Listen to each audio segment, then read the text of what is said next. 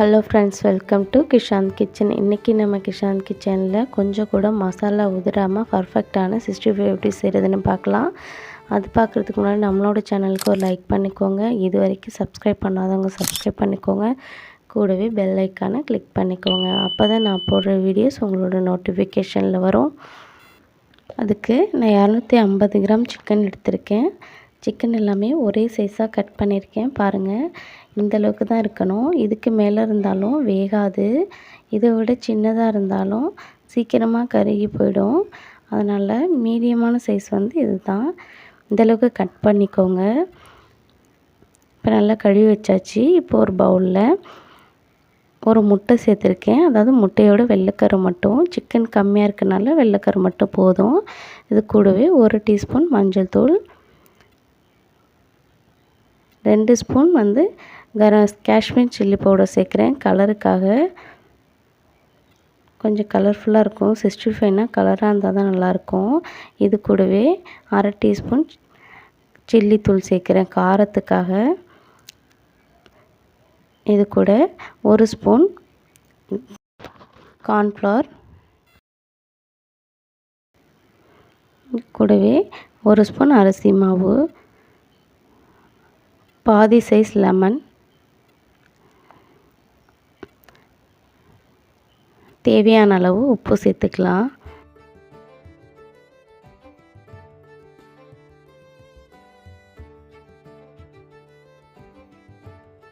சேர்த்துட்டு நல்லா கலந்து விட்டுக்கலாம். நல்லா மிக்ஸ் ஆகணும். அந்த முட்டையோட நல்லா மிக்ஸ் பண்ணிக்கலாம்.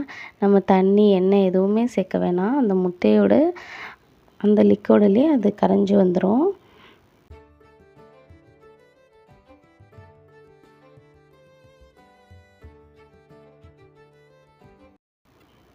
கொஞ்சம் கூட தண்ணி சேர்க்கவே இல்லை. நல்லா மிக்ஸ் பண்ணியாச்சு. இப்போ இது கூட ஒரு 1/2 ஸ்பூன் இஞ்சி பூண்டு பேஸ்ட்டு சேர்க்குறோம். இஞ்சி பூண்டு பேஸ்ட்டு சேர்த்துட்டு நல்லா கலந்து விட்டுக்கலாம். நல்லா மிக்ஸ் பண்ணணும்.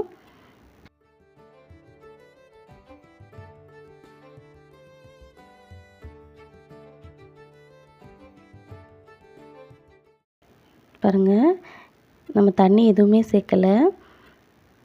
எப்படி வந்திருக்கு பாருங்கள். இந்த மாதிரி கரெக்டாக இருக்கணும். இப்படி இருந்தால் தான் அந்த சிக்கனில் நல்லா க்ரிப்பாக பிடிச்சிக்கும். இல்லைன்னா லூஸானா எண்ணெயில் பிரிஞ்சிரும். சிக்கன் பாருங்கள், கழுவி தண்ணி இல்லாமல் வடிகட்டி வச்சுக்கணும். இப்போ இதில் சேர்த்துடலாம். சேர்த்துட்டு நல்லா கலந்து விட்டுக்கலாம். அந்த சிக்கனில் உள்ள அந்த காரம் உப்புலாம் போகிற மாதிரி நல்லா மிக்ஸ் பண்ணிக்கணும்.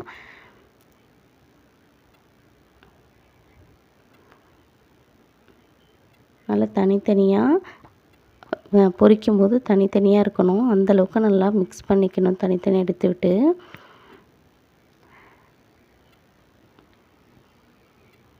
இது மாதிரி நல்லா கலக்கணும். நல்லா கலந்ததுக்கப்புறம் இது ஒரு 1 ஹவராவது ஊறணும். அப்போ தான் டேஸ்ட்டு சூப்பராக இருக்கும். இதை அப்படியே மூடி வச்சிடலாம். 1 ஹவருக்கு அப்புறம் இதை பொரித்து எடுத்துடலாம்.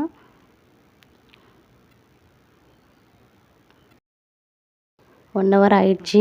இப்போ இதை நம்ம பொரித்து எடுத்துடலாம். எண்ணெயில் போடும்போது எண்ணெய் நல்லா சூடாக இருக்கணும்.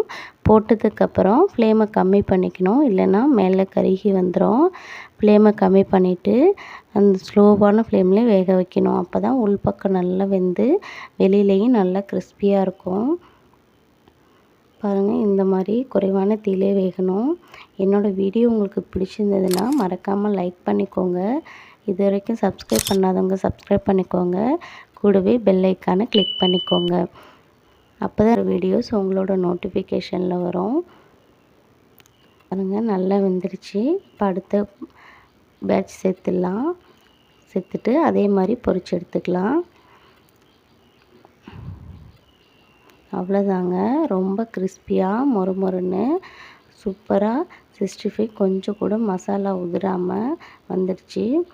பாருங்கள், இதை நான் பிச்சு காமிக்கிறேன். எவ்வளோ சாஃப்டாக வந்திருக்கு பாருங்கள். மசாலாலாம் எப்படி கொஞ்சம் கூட சிக்கன் ஒயிட் கலரில் தெரியல. அப்படியே மசாலாவில் கோட்டாகி சூப்பராக புரிஞ்சு வந்திருக்கு. நீங்களும் வீட்டில் இது மாதிரி ட்ரை பண்ணி பாருங்கள். ட்ரை பண்ணி பார்த்துட்டு டேஸ்ட்டு எப்படி இருக்குன்னு கமெண்டில் சொல்லுங்கள்.